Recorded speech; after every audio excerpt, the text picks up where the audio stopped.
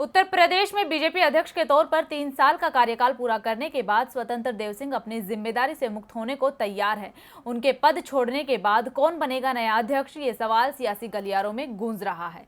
इन सवालों के बीच कई नामों को लेकर चर्चाएं तेज हैं, लेकिन लोकसभा चुनाव को देखते हुए बीजेपी कई समीकरणों को साध सकती है, जो बवाल की वजह भी बन सकता है। लोकसभा चुनाव में अब ज्यादा वक्त नहीं बचा है। ऐसे में राजनीतिक दलों ने अभी से अपनी कमर कस ली है। बीजेपी भी हैट्रिक लगाने की तैयारी में है, लेकिन उसकी राह में कई रोड़े हैं। खासकर उत्तर प्रदेश में इस बार बीजेपी की नैया डूबती नजर आ रही है। इसीलिए पार्टी दिग्गजों को आउट कर सियासी समीकरणों को साधने की जुगत में है। इसके लिए बीजेपी प्रदेश अध्यक्ष पद के लिए चौंकाने वाला नाम सामने ला सकती है।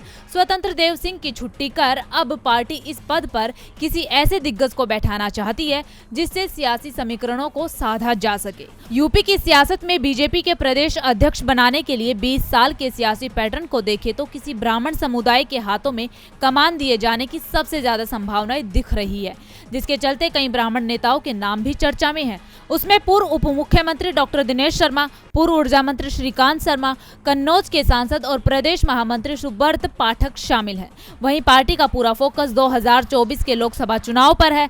सूबे के सियासी और जातीय समीकरण को देखते हुए दलित और ओबीसी समुदाय में से किसी को संगठन की कमान सौंपने के कयास लगाए जा रहे हैं। ऐसे में सूबे के जातीय समीकरण को देखते हुए ओबीसी समुदाय या फिर अति पिछड़ा वर्ग समुदाय में से भी किसी को बीजेपी प्रदेश अध्यक्ष की कमान सौंपी जा सकती है।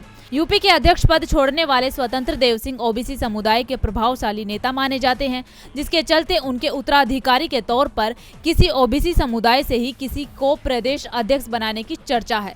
बीजेपी सूबे में दलितों और ओबीसी पर बहुत अधिक ध्यान दे रही है। पार्टी ब्राह्मण चेहरों से इत्र ओबीसी और दलित के बीच अध्यक्ष के चयन पर विचार कर सकती है। अब चर्चा तो कई नामों पर हो रही है, लेकिन अगर फैसला कार्यकर्ताओं के पक्ष में नहीं हुआ तो ये बीजेपी पर भारी पड़ सकता है। अब देखना होगा कि पार्टी किसे अध्यक्ष बनाती है।